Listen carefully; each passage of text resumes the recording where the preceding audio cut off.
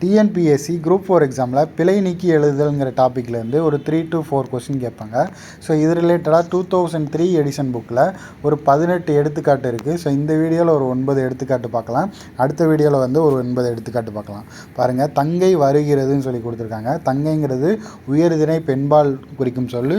So அப்போ வருகிறாள் அப்படிங்கிறது தான் கரெக்டு. நெக்ஸ்ட்டு தம்பி வந்தார்னு சொல்லி கொடுத்துருக்கேன். அருவிகுதி வந்துட்டு ஒரு மரியாதை நிமித்தமாக சொல்லக்கூடியது தான் இந்த வந்தார் அப்படிங்கிறது. ஸோ தம்பி வந்தான் அப்படிங்கிறது தான் கரெக்டானது. நெக்ஸ்ட்டு மாணவர்கள் எழுதினர். இந்த எழுவாயில் வந்து கல்விகுதி வந்துச்சு அப்படின்னா பயனிலையிலையும் கல்விகுதி தான் வரணும். ஸோ அப்போ மாணவர்கள் எழுதினார்கள். நெக்ஸ்ட்டு ஆசிரியர் பலர் வந்தார்கள்.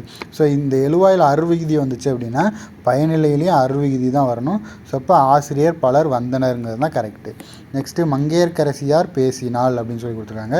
இப்போ தான் பார்த்தோம், அருவிகுதி எழுவாயில் வந்துச்சுன்னா பயனிலையிலையும் அருவிகுதி தான் வரணும். ஸோ அப்போ மங்கையர்க்கரசினார் பேசினார் அப்படிங்கிறது தான் கரெக்டு.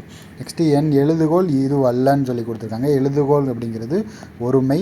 ஸோ அப்போ என் எழுதுகோள் இது அன்று அப்படிங்கிறது தான் கரெக்டு. நெக்ஸ்ட்டு அவன் மாணவன் அல்ல. இதில் வந்துட்டு நமக்கே ஆல்ரெடி படிச்சிருப்போம். அவன் மாணவன் அல்லன் அப்படிங்கிறது தான் கரெக்டு.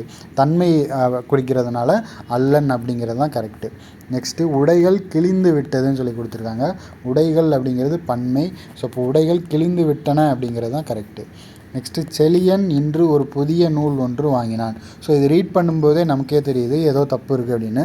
இங்கே ஒருன்னு சொல்லி கொடுத்துருக்காங்க, இங்கே ஒன்று அப்படின்னு சொல்லி 2 டைம் வந்து ஒரே மீனிங்கை கொடுக்கக்கூடிய சொல்லு வந்து கொடுத்துருக்காங்க.